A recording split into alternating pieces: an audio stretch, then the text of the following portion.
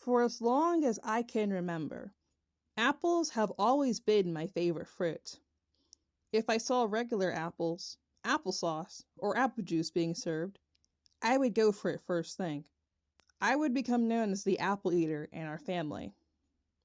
Once a week, I asked my grandma to cut one for me. She used a knife to cut into slices.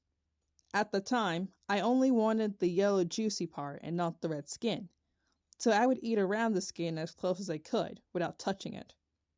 I did eventually ask her to cut the skin off because I felt bad for wasting it. In 2013, my parents decided to get married because they believed their original wedding didn't feel like a real one. This brought a few adjustments into my life, one of the oddest being my maternal grandpa, who decided to stay months before and after the wedding. I had only seen him when visiting Nigeria a few times, so I didn't know him all that well. One day, I asked Grandma to cut apple slices for me the usual way. Grandpa, who was sitting nearby, questioned why I didn't eat the apple normally, and instead of answering him, I just sat there eating with a pout. The next time, I ate them with the skin out of annoyance. I didn't really notice a difference, so I was fine with it.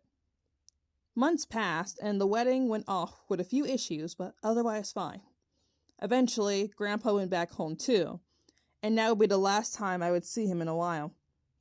As time passed, I would be able to cut apples on my own, which was made easier ever since my family bought a few apple slicers. And of course, not a day has passed that I've taken off the skin since. When I look back at the memory, I think it's odd that years of following my own beliefs were overridden by a simple question, one that I never really answered in the end.